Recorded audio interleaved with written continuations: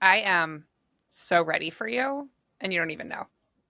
Oh, no. It's a Well, threat. so first of all, take two, Take two. everyone. My makeup was better yesterday, but my hair is better today. So, That's okay. I'm 100% better today. All right. So first of all, I saved for you the sound of me opening this ice cold seltzer. I I know. love that. It's wonderful, isn't it? It's so cold. It's warm in my office today. Mm-hmm. Yeah. All right. Would you rather? Okay. I have fresh ones today. Um, I knit. liked yesterday's. Ooh, good. Would you rather knit only raglans forever or only cables forever? It's the face for me. um, it, I guess it's Raglan's. I knew it was going to be because you can't go your whole life without knitting lace. I've met you. When was the last time I knit a cable? It's when I knit Local Meadow.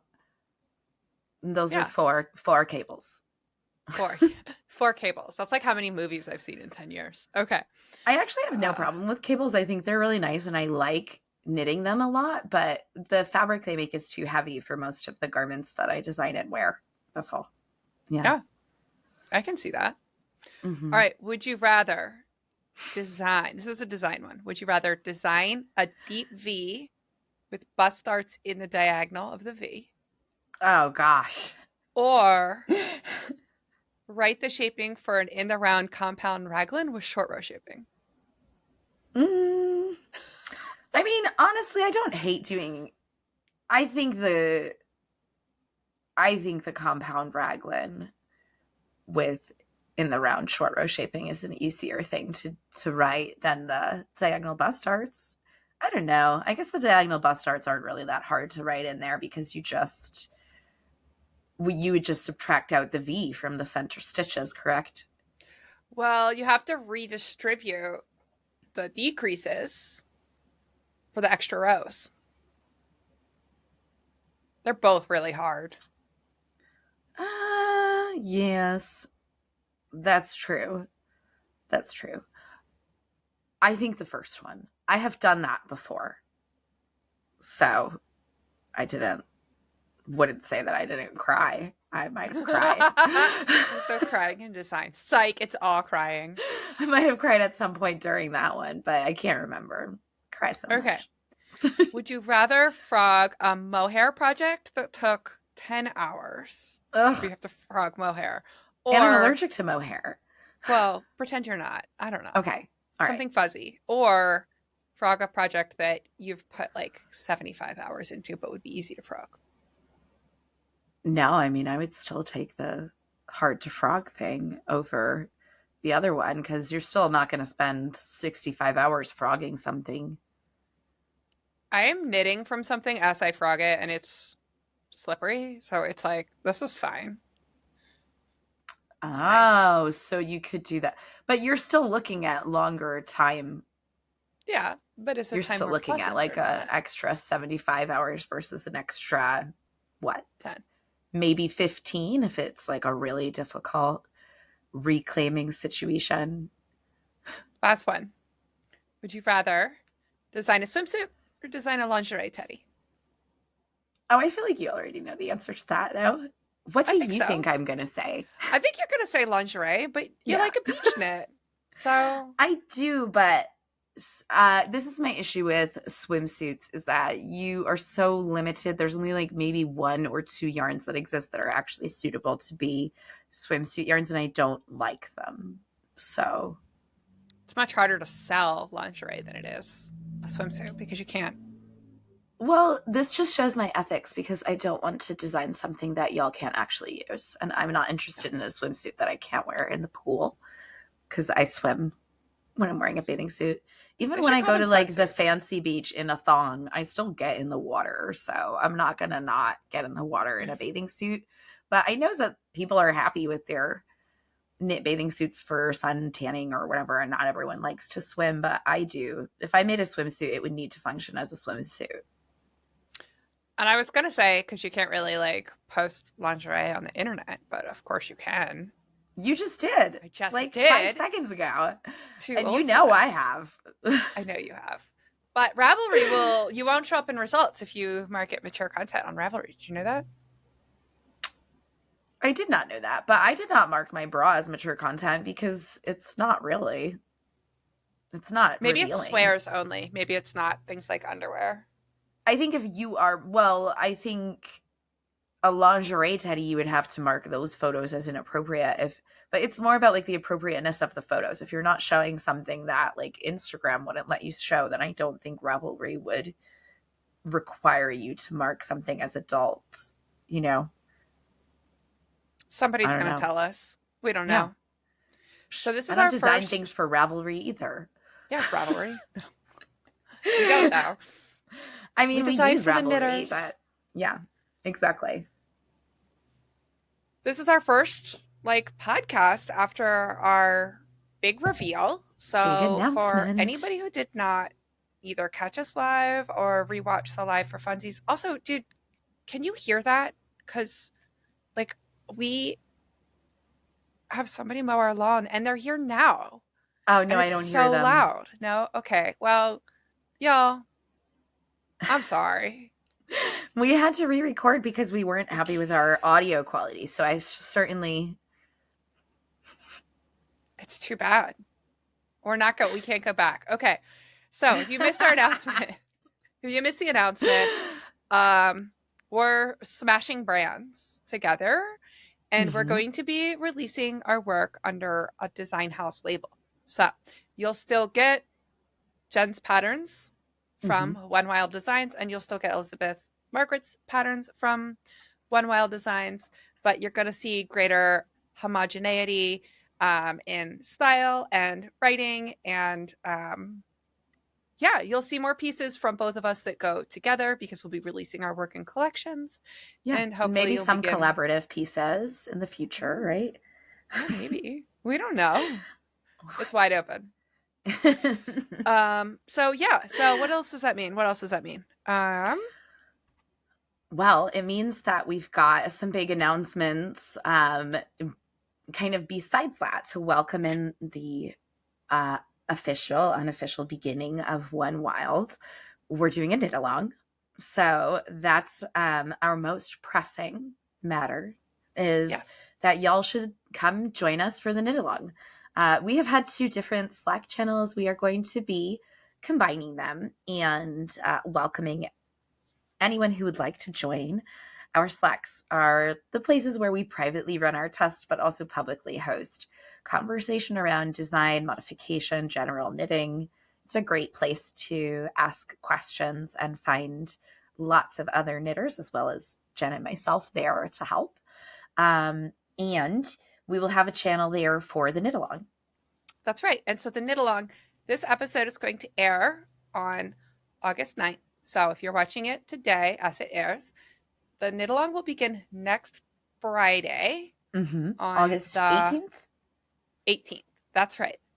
And it will Okay. go through November 11th. So you're welcome to knit either of our garment patterns. Bess only has garments, of course, but I have a couple others. But we'll be Mm-hmm. including all of our garment designs, and we're going to offer you a discount. So if you'd like to get 15% off our patterns, good for the rest of the month. And no, we won't tell on you if you're not actually participating in the knit along. But Yeah. the code is going to be One Wild KAL. So one is spelled out ONE, Wild KAL. We'll put it in the show notes.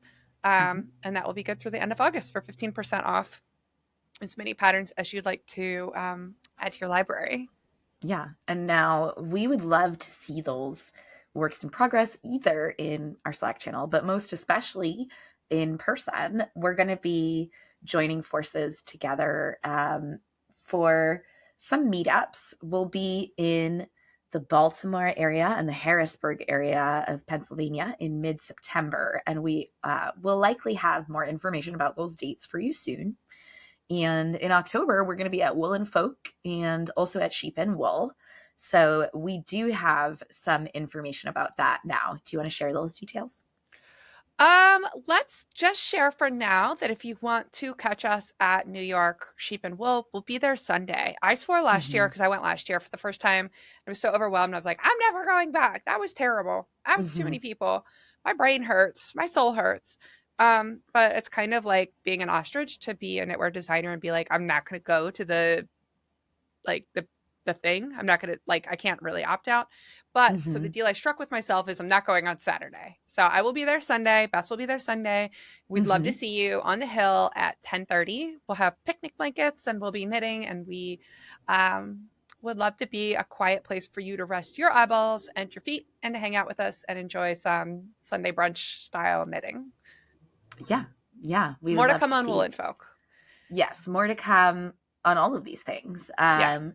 And then the official end date of this knit along is, like Jen said, November 17th. So we're going to have live knit nights on both the August 18th for the start and on November 17th for close. And the idea is to help all of us just enjoy this season of garment making before the holiday when most of us tend to have other projects or other obligations on our plate that make it harder to enjoy that hobby.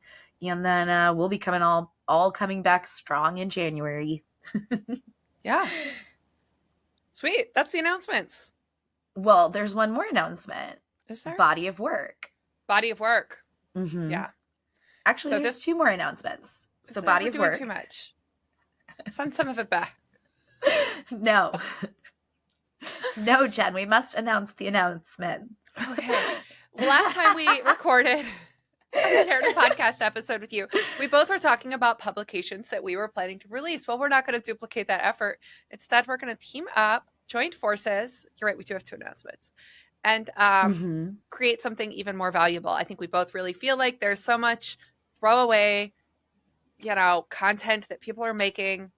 And we just really want to make things of substance. That's where our hearts lie. That's how we feel like we connect with you best. And so, yeah, Body of Work is going to be a digital first publication. We may or may not do a limited run of prints. We're not sure. We're not promising, but it will be at the very least a digital publication.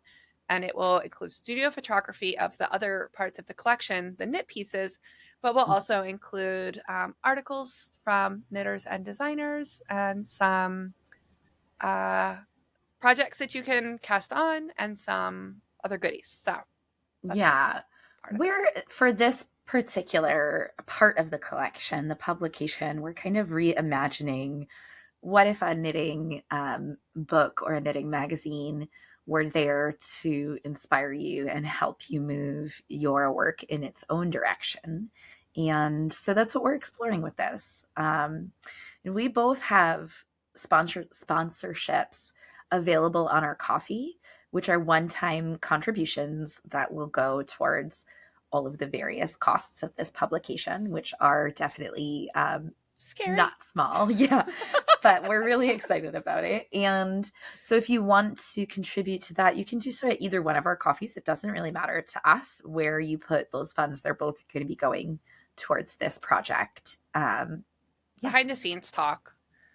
I'm really viewing the cost of creating Body of Work not so much as a business investment as the cost of materials to create a piece of work that I want to exist in the world, as if I were buying paints for an art project. Yes. I think that there's just so much conversation that we've been having around. So the title's Body of Work, right? And there's so many different ways in knitting to interpret that. Like each of us knits up a number of things, and that's our kind of our body of work, like the things we've made with our hands. But also kind of collectively, we're working apart together to create. I like to imagine us the sea of knits that we're creating as knitters in solidarity with each other. They make a statement about fast fashion. They make a statement about living in skin suits. They make a statement about, you know, pressures in the world. But then, like, also each of us has our own body that we live and work in, and the practice of doing that with a sense of embodiment and a sense of purpose, and the way that intersects with making clothes for that body. So I feel like there's a big thing that we want to say here. It's a big theme and it's important. And so as scary as the investment is for us as we meet with all the people that it's going to require to get it up and off the ground. We did just have a big meeting. It feels important, and it feels like something that I'm personally very proud to be working on with you, friendy. I'm proud to be working on it with you as well. If you you guys often like hearing some of the backstory of me and Jen's friendship. So for those of you who don't know, this is, we're coming up on 3 years of having met virtually in like a month or so. And of course, we only met in person about 2 months ago now. So the past 3 years, we were both really new designers when we met. And our friendship has just been built so much around this mutual support and community that we found with each other. So we've each had our fingers in the pot, so to speak, of like all of the work that we've been putting out for essentially our whole careers at this point as garment designers. So combining our efforts in this way just makes so much more sense, especially because one of the things that drives both of us is celebrating community and celebrating collaboration and the fact that we really are stronger and go further together. So I am so excited for this publication and the other work that we're going to be sharing with y'all. And you can follow we have an official One Wild Designs Instagram now, and that will be like the social media hub where both of our combined efforts, anything that is One Wild, is going to be there. So you can easily catch up on like pattern releases, publications, see amazing different test knitters and projects. And if you are super inspired by a maker or you're doing like a really unique project, please share it with us because we're looking for people like that, not necessarily for this coming publication, but to highlight and collaborate with in general. So we'd love to meet more of you. Yeah. Last announcement out. No, let's not do anymore. We'll do it at the end. Okay. let's talk about something else. Well, so this episode, in the spirit of in the spirit of community for this episode, we have sort of trolled through our comment sections of this podcast. And we have a couple of comments from outside of the podcast section as well. But just comments that we think are interesting, that we want to highlight, that questions and conversations we wanted to get into. So that's what we're doing today. It's a little grab bag. Yeah. Roll that bum, and then I'll read to you. Okay. Bum.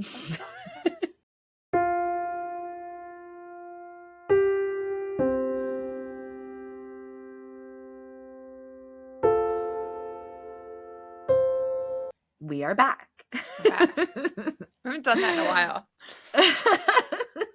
This was our behind the scenes way of telling future me to stop the edits. Stop the edits. Okay, so this one is from Emmy Paez 4890.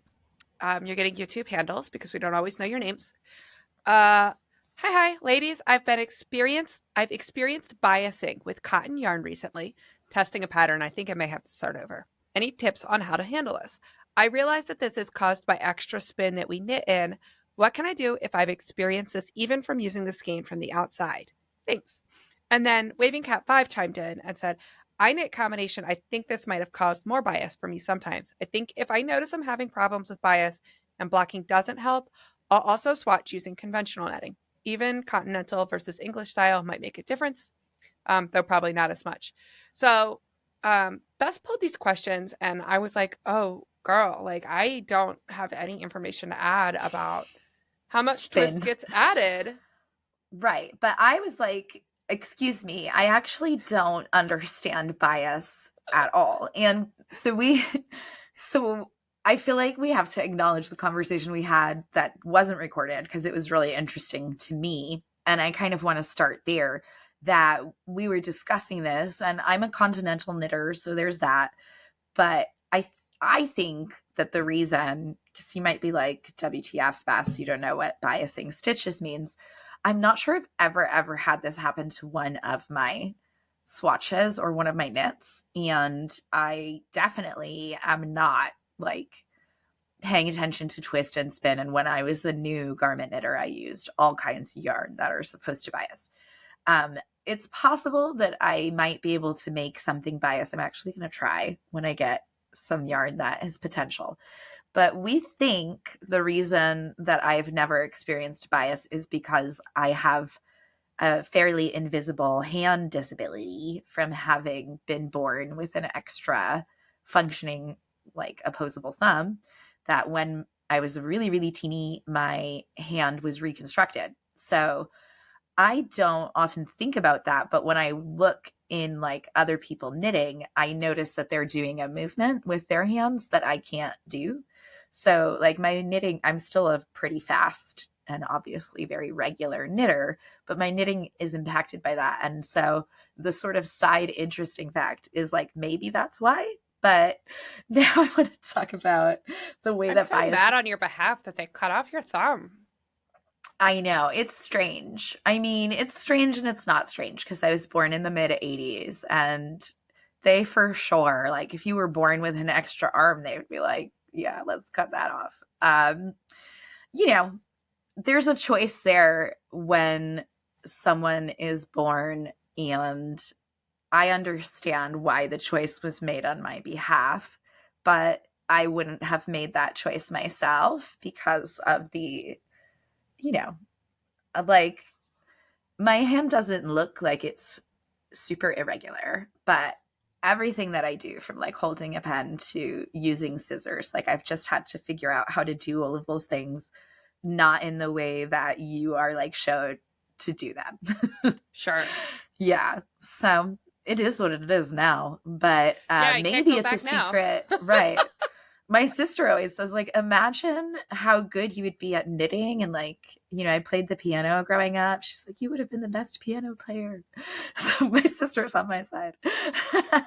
Oh man. So um, let's talk about what biasing is before we talk yes. about how to get it in or out of your knits.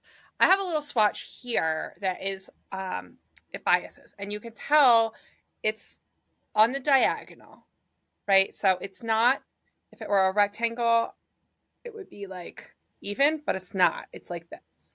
And Yeah. so it's a parallelogram instead of like a slanty parallelogram instead of one with right angles. And so on the Hmm. body, what that does is you can already see in this itty bitty switch is beginning to create this drag line here. And in Mm. larger fabric, that will be pronounced. So it will spin around the body and it will create diagonal drag lines as the weight of that fabric pulls it um, into something that resembles straight. So And it'll probably like move around on you more too, then, it'll right? spin. Because it's wanting Yeah. to twist. So it, Mm-hmm. like, the shoulders won't stay put as well. The sleeve seams wouldn't want to be straight, etc. Yeah, and you can block out some amount of bias. I always block my swatches on a flat surface rather Hmm. than like my flocked blocking mats so that I can see if this naturally wants to happen. Because I want to know if a fabric is going to want to twist before I knit with it. Um, Yeah. So how much do you think, like, when we block something out and then wear it for a long time, does bias like have the potential to creep back in after it's been blocked out if you are able to block it out? You're you not know, sure? we like I think about like in sewing when we work with wool, it has a strong memory. So Hmm. if you like crease wool and you press that crease in, it's very difficult to get it out. So I don't know. I don't have a full answer. I only have Yeah. a mancer. I would say this. I feel like if you could block it out, then you would likely be able to do some amount of steam blocking, like in between washes, to probably help. Yeah. But then if you found that you would not be able to block out some bias, we're saying that's not going to be a good garment yarn. It's going to be Yeah. So fussy. I picked this for a sample for Local Meadow, which is a seamed garment with some cables. There are a couple different ways to deal with bias when it creeps into your knits. But first, let me tell you what causes bias structurally in the yarn. Because I have heard that there are different ways that you can knit or different ways that you can wind your ball or work from your ball that may or may not add additional twists to the yarn that can cause biasing. But by far, the vast majority of biasing that you're going to see in the fabric is going to come from the structure of the yarn.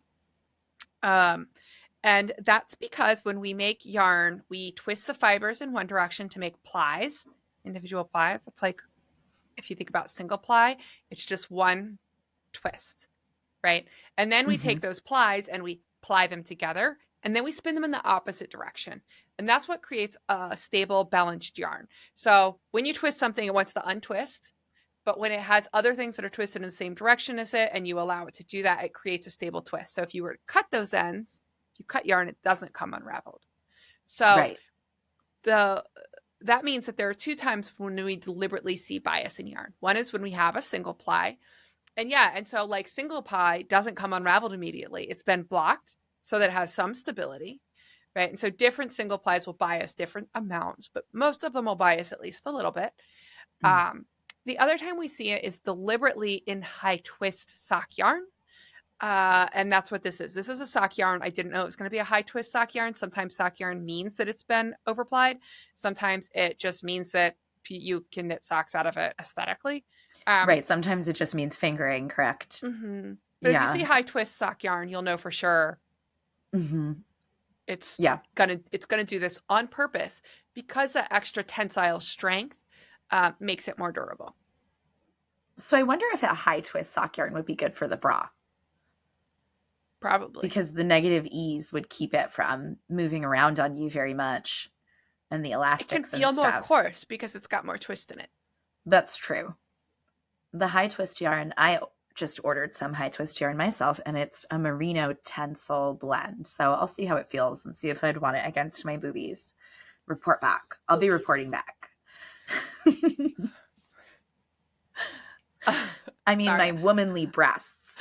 I am just so yeah. I just posted a picture of myself on the internet in my underwear, so I am a little preoccupied with wondering if Jen people made are a much being more mean to me. beautiful bra than the Carol bra, I think. Not that, listen, I love my Carol bra so much, but Jen made a gorgeous hand-sewn bra for herself for her birthday, and Thanks, Mom. and you can see it on the internet.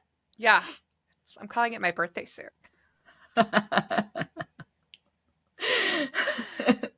It's a very vulnerable thing to show your 9,000 closest friends your tits. I'm just saying. Mm-hmm. But the full view will be in my newsletter. It won't be on the gram. I'm not ready. I'm not ready. Anyway, I got this to knit Local Meadow, which is a lightly cabled sweater. It does bias. Before I decide I'm not going to use it, that's a seamed garment. And when we have seams, or when we have a lot of cables, when we have a lot of decreases and increases, specifically the decreases, but then there's usually an offsetting increase, like in lace, those Mm-hmm. can add extra structure that can help offset twist, right? Particularly if your Yeah. cables are twisting in the opposite direction, right? That can add that twist kind of Yeah. back in. And But what I'll decreases probably really do with hold this, things pretty Mhm, in place because mhm. they're not very flexible. Yeah. Yeah, and so what I'll probably do with this before I make the decision on whether or not, because it would be so beautiful, wouldn't it? It's a really nice color, and you love that color. It's Are you Cordell. gonna knit like half a sleeve and see what happened? I'm gonna block the swatch and see Again, if it goes square and stays square. will you block it with pins to see if you can Mhm. square it? Yeah. Yeah, because that's So how Jen I'll and I block my never pin pieces. out our garment swatches usually Right. first go round. But if you find an issue, then you might want to pin, because especially if you're knitting something seamed like Local Meadow, you will be blocking with pins at the end there. So, Yep. but then a seamless garment with a bias would be a lot more of a I wouldn't do PIA. a seamless with a bias. Yeah. But that's why I think like my Sarah is a seamless single ply, and it does not do these things to me. So I think it's okay. I don't think I have this problem, because I've always intellectually known about it, but it's just I've never noticed it in my actual knitting. Anyway, so Yeah. So that's sometimes an invisible disability is a secret strength. yeah. It unbiases your yarn. It unbiases your yarn. Our So, next. Oh, are you ready? yes, I'm yes. sorry. Are you ready? Okay. Victoria Henry is our next readout here. Something I wish I had spent more time with when I was a new sweater knitter is really asking myself why I wanted to knit the pattern. Did I choose it because I liked the shape or fit? Do I like the color combo? Do I just like the picture aesthetic? I think many times I found a beautiful pattern photo, knit the object, then realized I don't actually like the sweater. I was just drawn to the aesthetic or the color combinations rather than the pattern itself. Yeah. And I'm sure we've all been there. And not just with knitting. I mean, this happens in like shopping, right? All the time. We might love the way something looks, even on a model that looks a lot like us, if we are able to see it modeled on someone a lot like us. And still, when it like shows up and isn't on our bodies, maybe our feelings have changed. So Yeah. it's just so much more high stakes when you are knitting the thing, because it takes a longer time to get that end result, and sometimes is more expensive than the things we buy ourselves. Yeah. Yeah, I teach a 3-hour workshop on this, but some of the Mm-hmm. I'm happy to share some of the highlights here, right? So in that workshop, I teach um, here's a framework, right? Figure out what's already working in your wardrobe. Um, Figure out what your needs are. Figure out what your gaps are. Identify your style, and then put it all together, right? Mm-hmm. So I like to take kind of a properties based approach. If you have things in your Oh no, I'm wardrobe, laughing at you again for using the word properties. Because Jen is my science friend. She's the best. And I mean, that's the appropriate word. I'm just saying that non-homogeneous is a totally legitimate word for the year. It is. Listen, it is. This is Knitters New Year.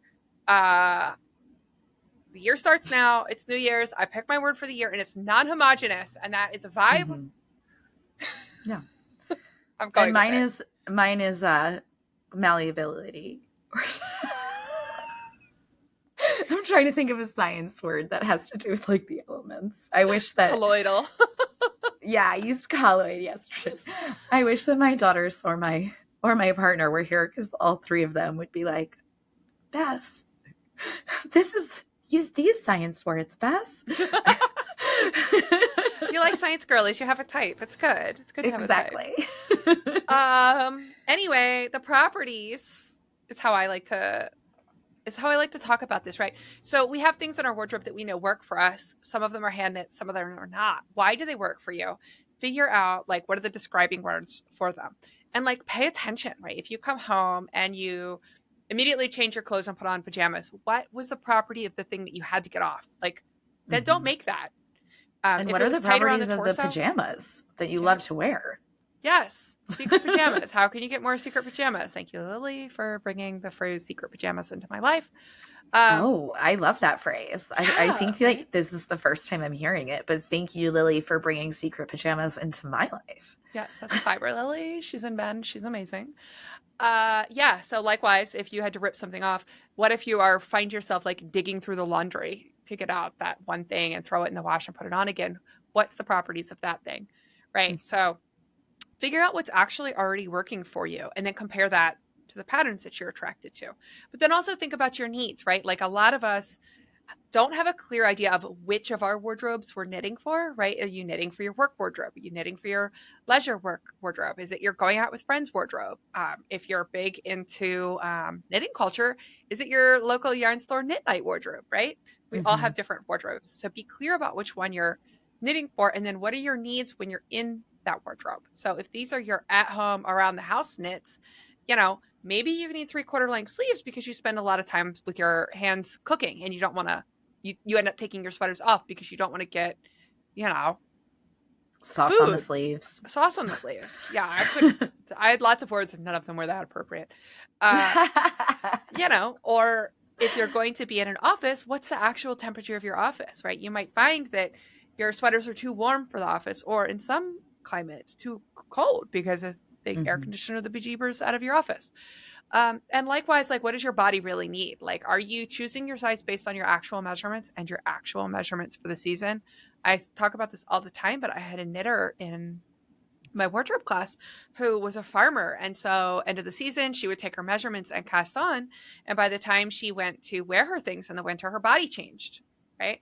So, if you need to take your measurements throughout the year, do that. And then make sure that you're knitting for the size that you will be when your sweater is done. Yeah, when you're planning to wear it. Mm-hmm. And we were talking about this a little bit yesterday too, because I think, right, the more that we define our aesthetic and the more that we define our style, then the easier it is to find those items that fit.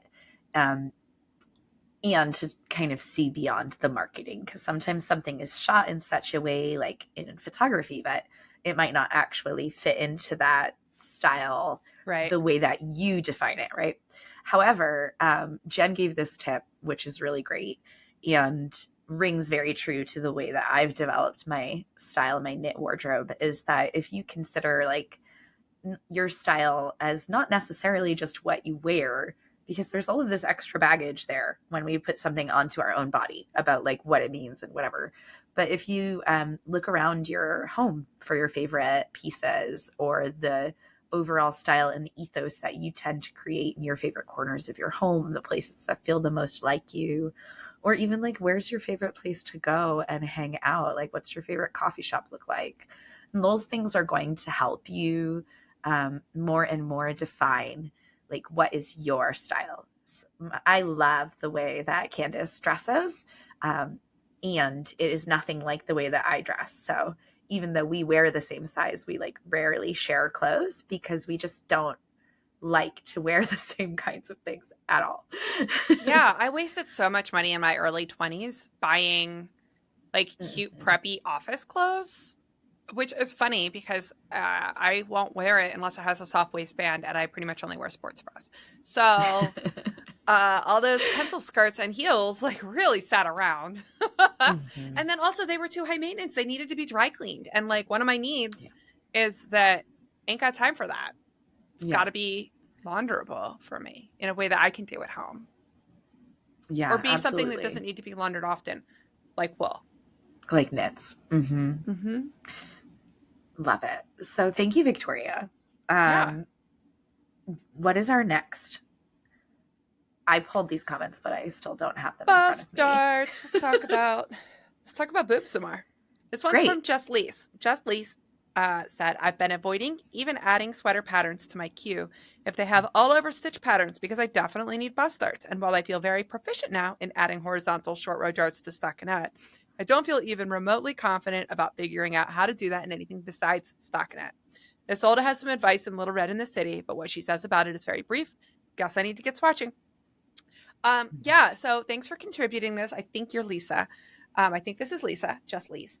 Um, you can totally add bust darts in pattern. The trick is that you want your pattern to be uninterrupted in the middle and uninterrupted at the sides.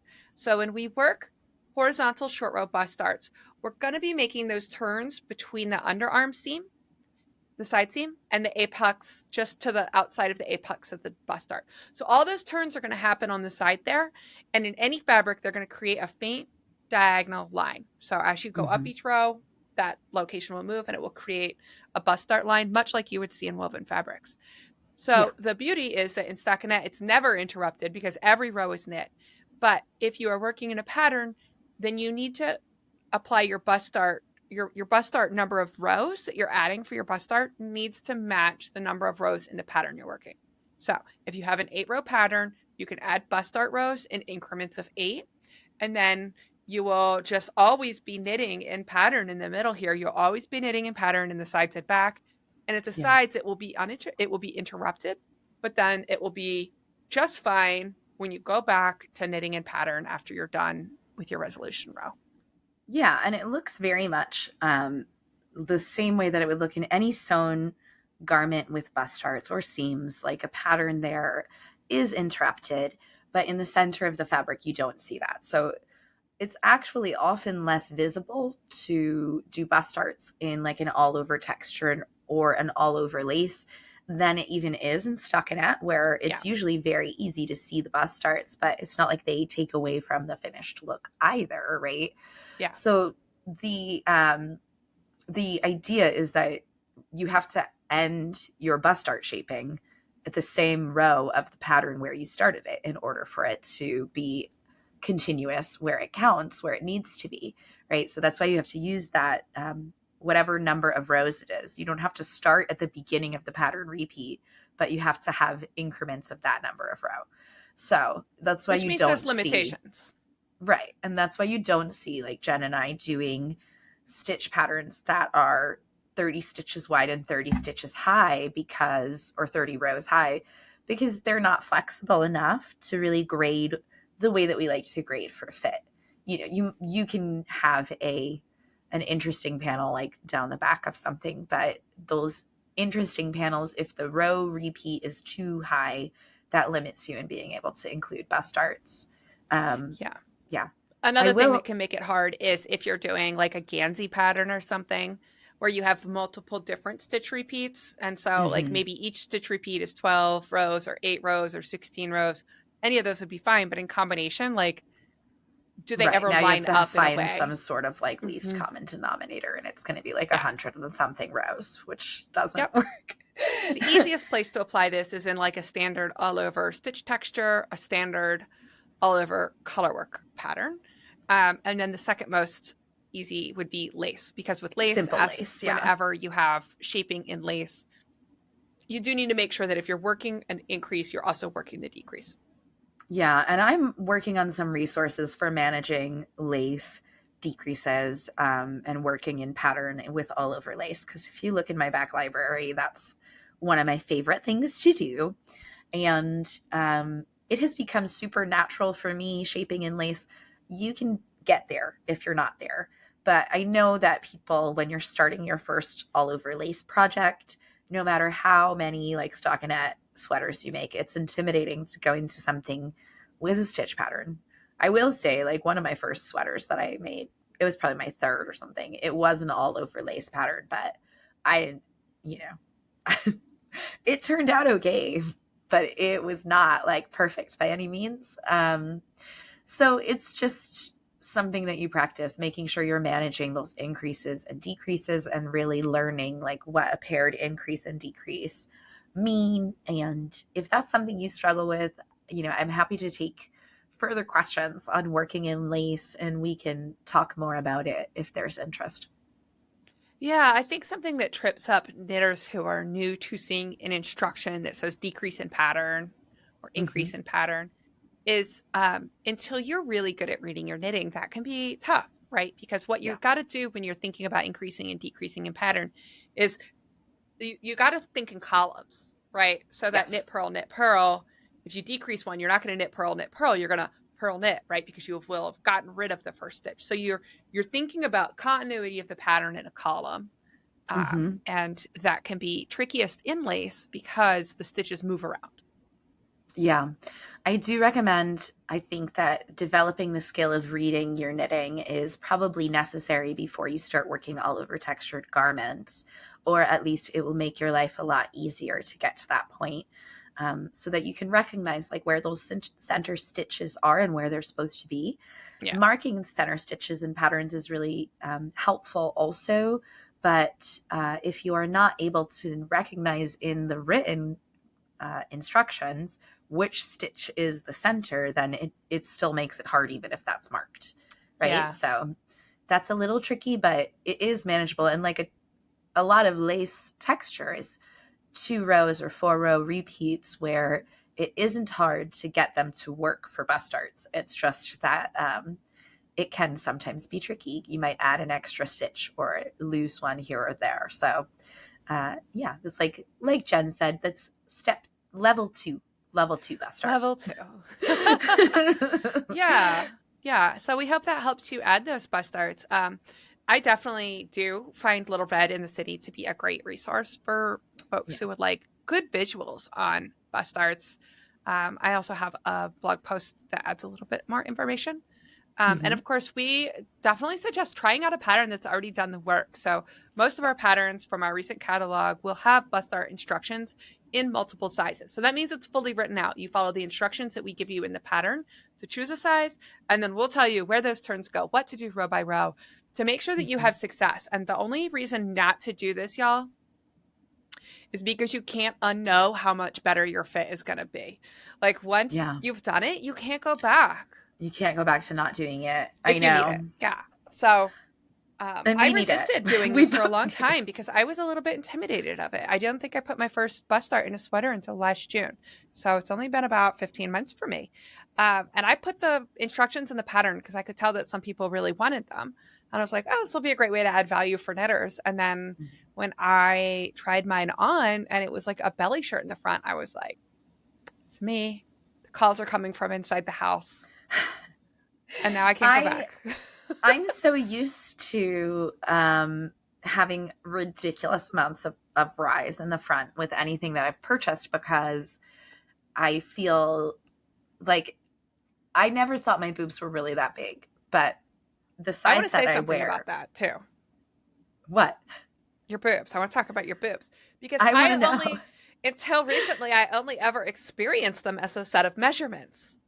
Right. Now And you in know what my boobs person, I would actually look not like. have said you are somebody I think would benefit from a bust art adjustment. Exactly. My boobs don't look big, but They it's don't. part of this whole thing that my body is very juicy. And Mm-hmm. so my boobs are very balanced with my upper arms, with my hips and my butt. So they don't look big on their own. But the measurement when taken is quite large for my size. That so, that's why it's tricky. That's why you have to measure. Yeah. And I usually only knit cup one, although in my bralette pattern, I am like the second largest cup. That pattern, it was called cup three, but in bust arts, it's like a cup two. Either way, though, it's a significant difference. And I experienced so much rise. Like, I was just used to always having my belly out, honestly. Like, Yeah.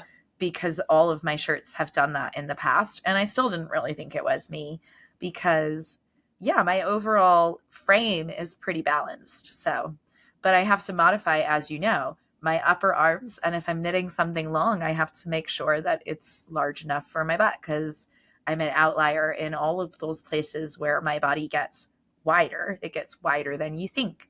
Yeah.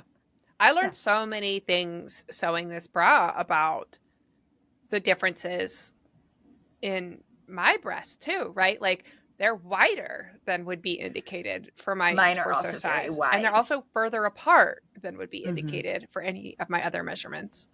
Um, Yeah. and my shoulders, because my shoulders are narrower than my rib cage would predict. Like the next time I sew one, I will rotate this band in just a little bit too. So I was able to make like a ton of adjustments. This is only the first, like I made a lot of muslins, but um, just I made four and a half muslin Mm-hmm. bras before I sewed this one. And you still don't really know because you're just kind of pinning it on with elastic Yeah. until you sew the first one for real. But the materials are a little hard to come by, so you want to get as close as you can. So there are a few additional tweaks that I would make, but things are really deceptive, and experimenting with what's going to fit your torso really is the best way to get the information you need. Yeah. I know that I think that's one of the reasons that it doesn't look like I have big boobs because the space between them for me is significant. Like even in college, my girlfriends would be like, "Your boobs are so far apart," and I'd be like, "I know, it's so weird," and then we Yeah, would just keep getting dressed, right? But so I've never had like cleavage because they're never like smushed together. But there's whatever. This is so much about what my boobs are like. I hope you guys enjoy. hey, we can like when we have 10 million followers, it's going to be really a different situation. I don't That's mind being true. intimate with this crew. I feel like I know them. But truth be told, I'm never going to stop. So, I know. I know. all right. All right. Next question. Okay, so the next thing we're going to talk about is size inclusion. And this is not a comment from the podcast or the broadcast. Do you know Mm-hmm. how many people get really upset when you call a YouTube broadcast a podcast? No, Oh, it's a I don't thing. know that. Okay, like, Do I not get those emails because you're the first email filter? no, nobody's mean to us in email. Everyone's super nice. They're only mean to us on Reddit. But yeah, that's fine. It's not for them. Um, okay, like the same way that have you ever like whenever I was having a bad day at work, I used to like go leave a random comment on like a golf forum that called golf a game instead of a sport. Um, I've never had an office job, so I've never had a hobby like this. I whenever used to I like felt like really out of stalk control of my people. own joy, I would just be like, "What a fun game!" And people get really like, "You don't have to say anything else after that. You just walk away." Um, it is a sport anyway. People have very strong feelings that a podcast is audio um, because it's from iPods, right? And so I had been like, well, what do you do when it's Um, both? but there are Like, video iPods, so suck it. I There was a mean, video iPod before there was an iPhone, and there are a sorry, guys, lot of language changes. There are a lot of people on YouTube that call their broadcast a podcast, Oh, they're but mad at all of them. it's fine. Yeah, That's it's okay. fine. We may But change. Well, we're definitely changing the name of the pod now that we are One Wild, but yeah, we can't promise what it'll be called. I try and refer to it as a broadcast. That's what Christina and Sarah do at Tech Tips. And I think that that's I like it. descriptive. But to me, a broadcast is supposed to be live, but Theirs I are know it's live. not Yeah. always. My dad worked in the news. I'm not calling it a so vlog. It's I not a can't. vlog either, no, because that's when it's like a scrapbook of your making life.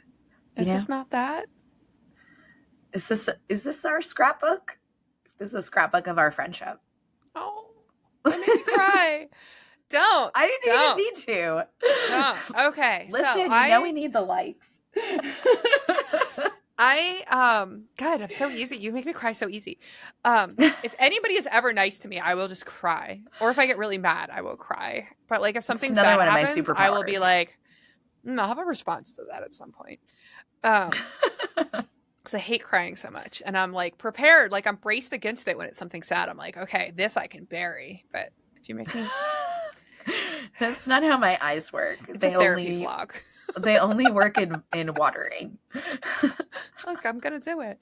I did a little piece of content on my gram about when we're calling things size inclusive and they are not.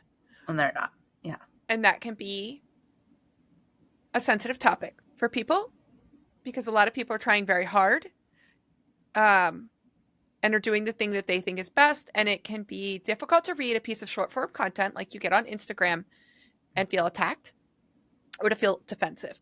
But I happen to know the nicest people on Instagram, and they are very good at holding a beautiful conversation with lots of room for gray areas and nuance. And sometimes I get DMs where people are open and curious and want to know more, but maybe don't feel like having that conversation out in public. So there's one point in this, I call it size washing. Sometimes it is really deliberate. Sometimes it's just naivete and a lack of professional knowledge, but sometimes it's deliberate. Well, and learning the difference is pretty key. Like one of the major differences there is whether or not that person has an extensive catalog of knits, because I promise anyone that has more than 20 patterns in their library that are not size inclusive, they've been told they've been invited to do better.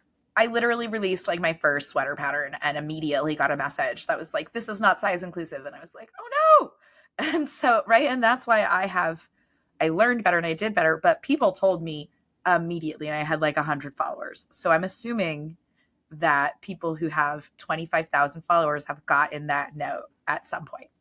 And there's some very bad behavior. A very large designer last week was deleting comments. Yeah. The internet's also just not the best place. But there's not a ton of room for nuance. And one of the questions that I get asked in DMs is about a point that I think I want to talk about here a little bit, which is equal sizing options. So we both believe in fixed ease grading and then providing the schematic and then allowing the knitter to choose what's right for them. So that means that if the size 1 in a positive ease garment has 4 inches of ease, then size 10 also has 4 inches of ease. Now, when I talk about 4 inches, not 1 to 7 inches That's of positive ease, because giving the actual number is another point that really helps people determine appropriate fit. Yes. But sometimes we will see designers who choose to grade for a 32-inch bust, a 34-inch bust, a 36-inch bust. So there's 2 inches between each size. But then they get to the top of the range and it's 50, 54, 58. There's only 4 inches. There's now 4 inches. So there's half as many sizes for the larger bodies. Even though we know that bodies change as much between sizes wherever you are on the grade. So, you know, and I only know that this is happening. I think most of us aren't paying attention to this point because we're looking for our size. We're not necessarily looking at what happens across the grade. But I had a number of knitters who identify as fat knitters who contacted me and were like, you need to add this to what you're talking about because this really stings. Like, it really sucks to go in and be like, oh, I'll pick my size, and to notice that different sizes are um, treated as deserving of more flexibility in choosing a size than others. So, whenever I have somebody who contacts me and it's like, wait, why is this a problem? I'm like, okay, well, let me ask you a question. Let's ask a rhetorical question. Why have you chosen to do your smallest sizes 2 inches apart instead of the larger ones? And then people usually get it like, oh, yeah, that is Mm-hmm. odd. Why did I do that? Why was that my first response when I wanted to add sizes without having too many and to still cover that range? So, the too long didn't read version is that everybody deserves equal flexibility to size. You don't really need to grade every 2 inches anyway, not for knitting. It's a It's really difficult stretchy. to digest pattern when it has that Mm-hmm. many sizes. So if you are going to offer patterns, offer equal grading throughout the range, equal size increments between sizes. Yeah. And I do think, right, having a 2 inch grade is how a lot of, like, that's definitely how I ended up not having enough.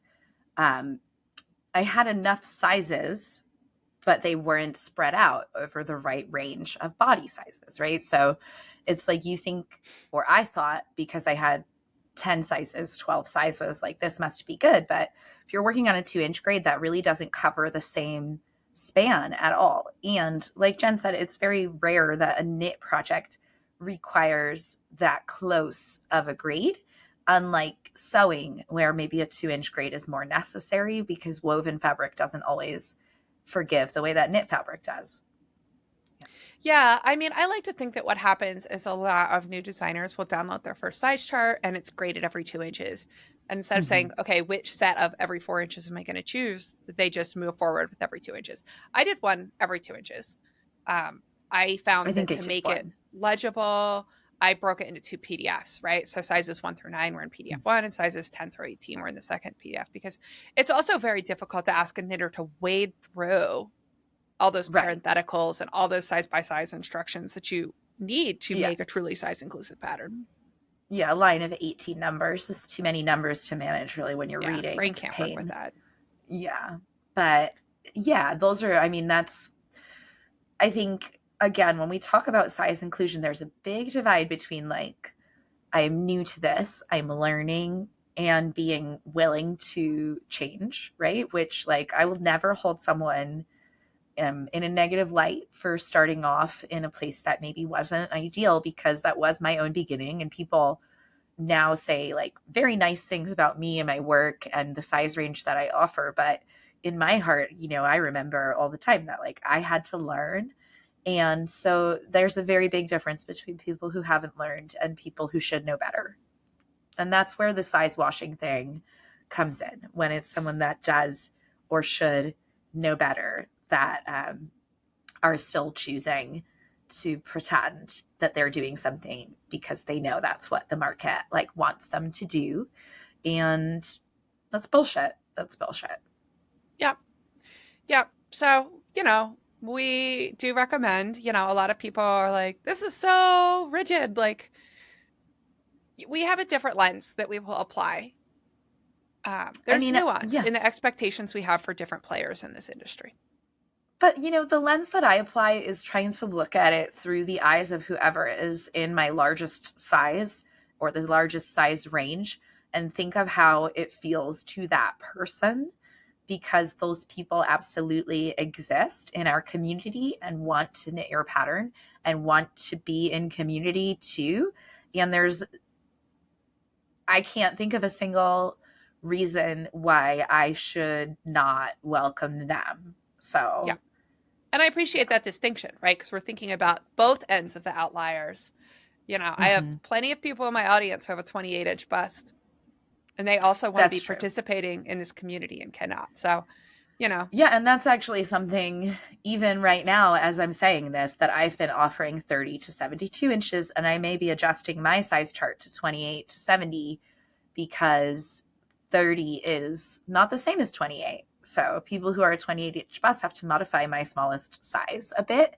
And the only reason I have not made that change is because my own size falls in the range that I use.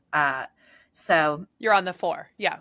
yeah, I'm on the 4 instead of on the 2 or whatever. So Yeah. Jen and I are in conversation about that, and you may end up seeing my size range tweak a little bit. But, if I offer 28, then somebody who's using my size 72 may need to tweak a little bit on the upper end. So it feels like a similar trade-off to me, right? Yeah, and I think, I've got some nonprofit background. I worked in nonprofits in my previous career for about 13 years. And humans are asked to digest a tremendous amount of information every day. And to do the due diligence to make a values-based decision is a big investment of time and energy.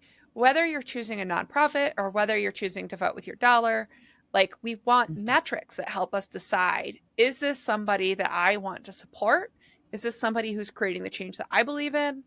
And in nonprofits, there's this thing called the efficiency ratio, where it's like, how much of your money is spent on programming? Well, you can't distill an entire organization's function and efficiency in the world, like the change that they're making. If somebody needs $10 million and they're only going to spend $1 of it on programming, but they're going to cure cancer, I don't care if they spend the other every single dollar on Doritos. I don't care.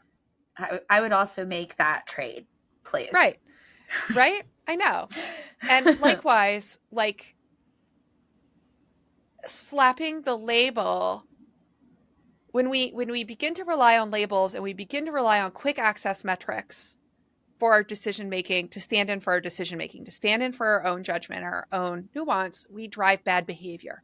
So in the nonprofit then world, we're in the 90s eating sugar-free aspartame. Right. Or like, so that's the thing. Or in the 80s, fat-free, right? And we all just lived on white bread and margarine, right? So we can't, single metrics are never going to be the stand-in, and it drives bad behavior. So in the nonprofit world, what you see then is you see major starvation of infrastructure investments that are actually things that the nonprofit needs to be investing in out into the future. And in our industry, you see people using the word size inclusive without there being a nuance of what that means, what it doesn't mean, whether or not somebody is maybe doing one of these things that I'm saying is not best practices, but the rest of their practices create a whole that's bigger than the sum of its parts, right? So, yeah, I think the too long didn't read on this whole conversation is that you have to use nuance, and you can't just rely on anyone calling out or calling in or creating an infographic online. Yeah. Yep. Or slapping a hashtag on things. I agree. We all need to practice discernment, but we're often just like, a lot of our conversations are around that, like discerning what really is best practice within a moving target and a world full of humans. So we'll probably be doing even different things in another year, another 2 years, another 10 years. So yeah, absolutely. Future Bess is looking back on this Bess and being like, you know nothing. Karma. I hope she's being nice about it. She is. She has tons of grace. Oh, thanks. Did you want me to read the last one? I have it, actually.